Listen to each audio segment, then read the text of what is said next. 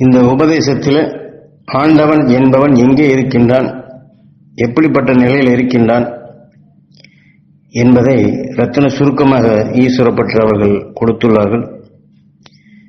என்றால் ஆண்டவன் என்றால் நாம் வெளியிலே தான் தேடிக்கொண்டிருக்கின்றோம், அல்லது மேலே கையை காட்டி ஆண்டவனுக்குத்தான் எல்லாம் தெரியும் என்று இப்படித்தான் எண்ணுகின்றோம். ஆனால் அந்த ஆண்டவன் கடவுள் என்று சொல்வதெல்லாம்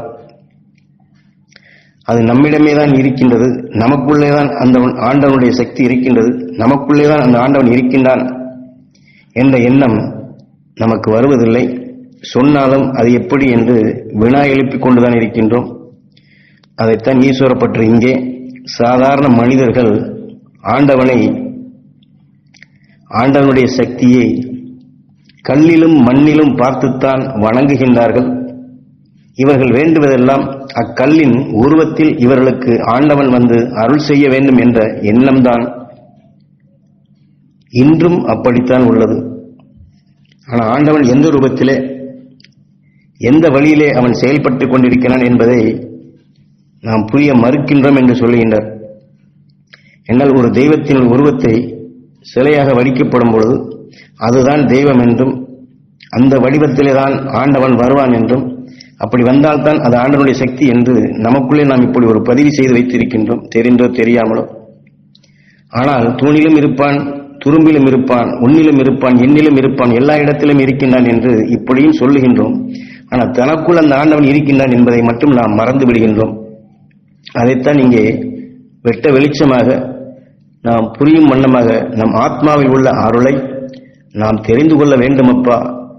நம் ஆத்மாவின் மூலமாக நாம் ஜெப நிலையில் இருக்கும் பொழுது எல்லா நிலையையும் அறிந்து கொள்ளலாம். நாம் யார், நம் ஆத்மாவின் நிலை என்ன, நம்முள் இருக்கும் அந்த ஈசனின் சக்தி என்ன என்ற எல்லா உண்மையையும் அறிந்து கொள்ளலாம் என்று சுட்டிக்காட்டுகின்றார். நம் ஆத்மாவின் நிலையேதான் ஆண்டவன், நம் ஆத்மாவின் நிலையேதான் ஆண்டவன் என்ற ஒரே எண்ணம் மக்களுக்கு வந்து தன் நிலையை உயர்த்தி கொள்ள வேண்டுமப்பா. அழியும் யுகத்தில் அழியா செல்வம், ஒரே செல்வம் இவ் ஆத்மாதானப்பா. கலியின் கடைசியில் கல்கியின் ஆரம்பமான நிலையில் கடைசி சந்தர்ப்பத்தை ஒவ்வொரு மனிதனும் பயன்படுத்தி கொண்டு அந்த ஆத்ம ஜோதியை அவ்வாண்டவனுடன் கலக்கவிட்டு ஆண்டவனுடன் ஆண்டவனாக அச்சூட்சும உலகத்திற்கு அழைத்து செல்லத்தான் இந்த பாடங்கள் அனைத்தும். என்றால் நாம் உயிராத்மா என்று சொல்லக்கூடிய நிலையில் நம்ம உயிர்தான் அந்த ஆண்டவனாக ஈசனாக உள் நின்று வெப்பத்தை உருவாக்கி நாம் நுகர்வது, பார்ப்பது, கேட்பது அனைத்தையுமே உருவாக்கக்கூடிய சக்தியாக உடலாக உருப்பெற்று இந்த உடலிலிருந்து தன் சக்தியை அடுத்த நிலைக்கு வளர்த்து செல்லும் நிலைகளுக்குத்தான் இந்த உயிர் இந்த உடலை உருவாக்கி வழி நடத்துகின்றது. ஆக ஆண்டவனுடைய சக்தி அணுவிலும் இருக்கின்றது, எவ்வளவு பெரிய சக்தியிலும் இருக்கின்றது என்பதை இந்த அடிப்படையில் நமக்கு சுட்டி காட்டி இந்த மனித உடலில் இருந்துதான் உன்னத நிலையை பெற முடியும். அந்த சந்தர்ப்பம் மனிதனுக்குத்தான் உண்டு. ஆக இந்த சந்தர்ப்பத்தை, இந்த உடலை இன்று நாம் வாழக்கூடிய காலகட்டங்களில் அந்த ஆண்டவனை நாம் மறந்துவிட்டு யாரோ செய்வன் என்று எண்ணி அந்த அடிப்படையில் சென்று விட்டால் இனி மனித உடல் கிடைப்பது எப்பொழுது என்று சொல்ல முடியாது. பல கோடி ஆண்டுகளாக ஆகும் அந்த ஆன்மா அதனுடைய ஜோதியாக கலப்பதற்கு. ஆகவே ஒவ்வொரு மனிதனும் தன்னுள் ஆண்டவன் இருக்கின்றான் என்ற எண்ணமுடன் வாழ்ந்திட்டாலே போதும். இந்த உலகெங்கும் நடக்கும் எத்தனையோ அசம்பாவிதங்கள், இந்த நடக்கக்கூடிய கூத்துகள் அனைத்தும் இருக்காதப்பா. ஆத்மா என்னும் அந்த ஜோதிதான் எல்லா உயிரினத்திலும் உள்ளதப்பா. பெரும் சித்தர்களும் ரிஷிகளும் அவர் உடலில் உள்ள ஆத்ம சக்தியை புரிந்து கொண்டுதானப்பா அந்த உன்னத நிலையை பெற்றார்கள். ஆக ஆண்டவன் வந்து நமக்கு இந்த பிறவியையும் இந்த மனித உடலில் வாழ்நாளையும் அவன் நிர்ணயிப்பது இல்லை. நம் எண்ணம்தான், நாம் எடுக்கக்கூடிய சுவாசம்தான் அனைத்திற்குமே காரணம். ஆக அவனவன் எண்ணத்தில் வருவதுதான் எல்லாமே.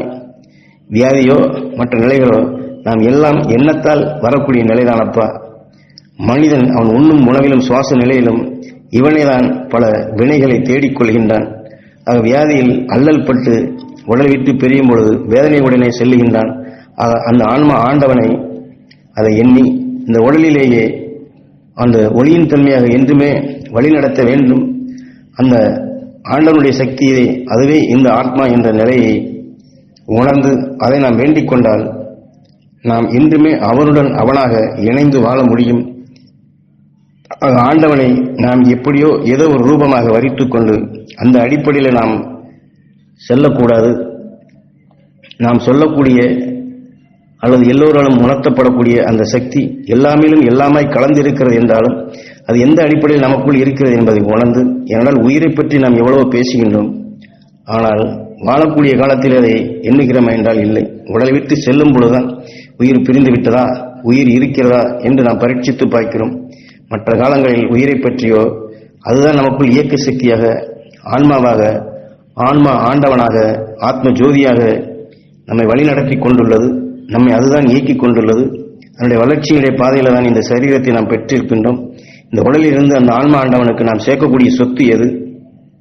நம் ஆன்மா எந்த நிலை பெற வேண்டும், நாம் அடுத்து எந்த பிறவை எடுக்க வேண்டும், அடுத்து எந்த நிலையிலே நாம் செல்ல வேண்டும் என்பதை தனக்குள் இருக்கக்கூடிய சக்தியை உணர்ந்து அவனுடன் கலக்கும் நிலையை ஏற்படுத்திவிட்டால் இன்று நாம் மற்றவர்களை எண்ணி, உலக நடப்புகளை எண்ணி, அதில் எத்தனை பகைமைகளையும் வேதனைகளையும் வெறுப்புகளையும் அது கூட்டாதபடி அவனுடன் அவனாக அந்த ஆண்டவனுடனே ஐக்கியமாகும் நிலையை நாம் பெற முடியும். ஆக நாம் எண்ணம்தான் கடவுள், நாம் எதை நினைக்கின்றோமோ அதுவாகத்தான் ஆகின்றோம் என்பதை இந்த விஞ்ஞானிகள் எலக்ட்ரானிக் என்று எப்படி சுட்டி காட்டுகின்றாலோ இதுபோன்று நாம் நம் உயிரின் இயக்கத்தை, அது எலக்ட்ரிக்காக இருந்து செயல்படுவதை, அதற்குள் துடிப்பு நிலையாக வெப்பத்தை உருவாக்கிக் கொண்டிருக்கும் நிலையை அவர் நுகர்வதை, அந்த உணர்வின் அழுத்தமாக உணர்ச்சிகளாக அதைத்தான் எலக்ட்ரானிக் அந்த அடிப்படையிலே தான் இயக்குகின்றது. ஆக இந்த உடலிலே அத்தகைய நிலைகள் உருப்பெற்று அணுக்களாக விளைந்து இதில் வடித்த சத்தை எடுத்து உயிர் ஆன்மா தனக்குள் முலாமாக சேர்த்துக்கொண்டு எந்த உணர்வின் சக்தியை ஆன்மாவிலே அதிகமாக பெருக்கியதோ அதற்கொப்ப அடுத்த எல்லையாக அழைத்து சென்று அடுத்த சரீரத்தை அல்லது அடுத்த நிலையை நம்மை உருவாக்கி விடுகின்றது. ஆக இன்றைய செயல் நாளைய சரீரமாக அது அமைகின்றது. ஆக இன்றைய செயல் எதுவாக இருக்க வேண்டும், நாளைய உடல் எதுவாக இருக்க வேண்டும் என்பதை நாம் தீர்மானித்து அந்த உயிர் எப்படி அழியாத நிலையில் இருக்கின்றதோ அதைத்தான் ஆண்டவன் என்று ஞானிகளும் மகரிஷிகளும் நமக்கு எத்தனை வகைகளில் ஈசனின் சக்தி என்று சுட்டி காட்டுகின்றார்கள். கடந்து உள், அதாவது உள் நின்று, அதாவது அந்த அடிப்படையில் நாம் கடந்து உள்ளே சென்றால் அவனை நாம் காண முடியும். ஆக ஆலயங்களிலே ஆலயத்தை, கோபுரத்தை அனைத்தையும் பெரிதாக காட்டி அங்கே சாமியினுடைய சிலையை சிறிதாக கற்ப கிரகம் என்றும் சன்னதி என்றும் சுட்டி காட்டுவது போலும் இந்த உடல் என்ற ஆலயத்திற்குள் நாம் புகுந்து அங்கே நம் புருவ மத்தியிலே ஈசனாக இயக்கிக் கொண்டிருக்கும் அந்த தெய்வத்தை நாம் தரிசிக்கும் நிலையை ஈஸ்வர தரிசனம் என்று அவனுடன் நாம் ரெண்டர கலந்து அவன் வேறல்ல நாம் வேறல்ல என்ற நிலையை இதைத்தான் காரண பேராக சுட்டி காட்டி நாம் கடந்து உள்ளே செல்ல வேண்டும். நீ வெளியிலே தேடாதே, அந்த சக்தி தான் ஒவ்வொரு அணுவிலும் இருக்கின்றது, ஒவ்வொரு உயிரிலும் இருக்கின்றது, சகலத்திலும் அதுதான் நிறைந்திருக்கிறது என்பதை எத்தனை வகைகள் நமக்கு காட்டியுள்ளார்கள். ஆனால் அவர் சொன்னதையெல்லாம் நாம் புறத்திலே தான் தேடுகின்றோம், அகத்திற்குள் நாம் தேடுவதில்லை. அது அந்த அகத்திற்குள் நமக்குள் இருக்கும் அந்த சக்தியை உணர்ந்து அவனை நாம் வேண்டி அவனுடன் இணைந்திட வேண்டும் என்று தனக்குத்தானே தானே அந்த தெய்வ சக்தியை பெறும் நிலையாக இந்த வாழ்க்கையை நாம் அமைத்துக் கொள்ள வேண்டும். அது தன்னைத்தான் உயர்த்திடும் நிலையாக அந்த அருளை பெற்று அருள் வழி வாழ்ந்து அருள் வாழ்க்கையாக நாம் வாழக்கூடிய முறைகளுக்குத்தான் இது புறத்திலே இந்த உடலை ஆலயமாக காட்டப்பட்டு அதற்குள் இருக்கக்கூடிய ஆண்டவனுடைய சக்தியை அங்கு தெய்வ சிலைகளாக உருவாக்கப்பட்டு நம் உடலைத்தான் நம் உயிரைத்தான் அங்கு ஆலயத்திலே அன்று இன்று இருக்கக்கூடிய எழுத்து வடிவோ மற்றவர்களுக்கு அந்த செய்திகளை அல்லது உண்மைகளை உணர்த்தக்கூடிய நுட்பங்கள் அன்று இல்லாத காலத்தில் நம் உடலையும் நமக்குள் இயங்கக்கூடிய அந்த ஆண்டவனை தான் கோவிலாக அமைத்தார்கள். ஆக கோவிலுக்குள் இருக்கக்கூடிய ஆண்டவனை நாம் தேடி போகின்றோம். ஆனால் இந்த உடலான ஆலயத்திற்குள் நமக்குள் இயக்கிக் கொண்டிருக்கும் இந்த ஆண்டவனை நாம் தேடுகின்றோமா? அந்த உட்பொருளை நாம் உணர்கின்றோமா? உள் நின்று இயக்கக்கூடிய அந்த ஆண்டவனுடைய சக்தி ஆண்டவனாக நம்மை ஆண்டு கொண்டிருக்கும் அவனை நாம் தெரிந்து வைத்திருக்கின்றோமா? அவனுடன் நாம் இணைகின்றோமா? அவனுடன் ஒன்றி வாழுகின்றோமா என்ற நிலையைத்தான் இந்த உபதேசத்தை கேள்விக்குறியாக கேட்டு ஆக இத்தகைய நிலைகளை நாம் பெற வேண்டும். ஆக நாம் வெளியிலே தேடிக்கொண்டிருக்காமல் தனக்குள் தன்னுள் அந்த ஆண்டவன் இருக்கின்றான் என்ற எண்ணமுடனே நாம் இந்த வாழ்க்கையை வழி நடந்தோம் என்றால் அன்றாட வாழ்க்கையில் வரக்கூடிய சிக்கல்கள் இருந்து ஒரு மத்தியிலே ஈஸ்வரா என்று அவனுடன் நாம் நினைவை செலுத்தி, அது ஒரு நெருப்பாகத்தான் இருக்கின்றது.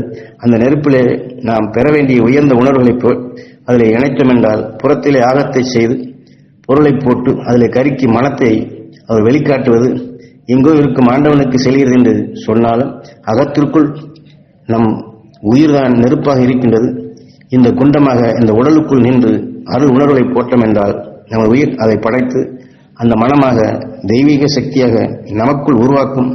அதைத்தான் பிரம்மன் அங்கு யாகசாலைகளை வழி நடத்துகிறான் என்றால், ஆக நாம் எதை வேண்டுகின்றோமோ, எந்த நல்ல நிலையை பெற வேண்டும் என்று இந்த உயிரிலே இந்த நெருப்பிலே போடுகின்றோமோ, அது பிரம்மாவாக நமக்குள் அதை சிருஷ்டித்து நம்மை அந்த நிலைகளுக்கு அழைத்துச் செல்லும் என்றுதான் அக்காலங்களில் இது தெளிவாக ரிஷிகளும் பிரம்மனும் யாகம் செய்வதாக இது போன்றெல்லாம் நமக்கு புறநிலைகள் காட்டி அகத்துக்குள் இருக்கக்கூடிய இயக்கங்களை நுட்பங்களை உணர்ந்து மெய்வெளி ஒவ்வொரு மனிதனும் மக்களும் சென்று தங்களை போன்ற அனைவரும் ஞானிகளாக வளர வேண்டும் என்று அவர்கள் உணர்த்திச் சென்றார்கள். அந்த அடிப்படையிலே தான் தனக்குள் இருக்கும் ஆண்டவனை உணர்ந்தால், தனக்குள் இருக்கக்கூடிய கடவுளை உணர்ந்தால், தனக்குள் இருக்கக்கூடிய ஆக்க சக்தியை உணர்ந்தால், இந்த ஒருவருக்கொருவர் பகமையோ வேதனையோ அழித்திடும் உணர்வுகளோ அல்லது மற்றொன்றை வீழ்த்திடும் நிலைகளோ இது போன்ற நிலை இருக்காது. சகோதர உணர்வுடன் மகர்ஷியின் ஞானிகள் எப்படி மகிழ்ந்து உறவாடி அவர் வாழ்ந்தார்களோ, என்றுமே அழியாத நிலையில் கொண்டு வாழ்ந்தார்களோ, அந்த நிலையை இன்றும் நாம் அதை பெற முடியும். அதைத்தான் இன்று கலி என்று சொல்லி இன்றைய காலகட்டத்தில் நம் ஆன்மா ஆண்டவனை அவனை தவிர நம்மை காக்கக்கூடிய சக்தி எதுவும் இல்லை என்ற அடிப்படையில் இதை உணர்த்தி அது நெருப்பு என்று சுட்டிக்காட்டி அந்த நெருப்பின் சக்தியை நாம் நல்வழிக்கு பயன்படுத்த வேண்டும் என்று அதனுடைய உட்பொருளை ஆத்மா, அந்த ஆத்மாதான் ஆண்டவன் என்று நமக்கு ஈஸ்வரப்பற்று வழிகாட்டுகின்றார்கள்.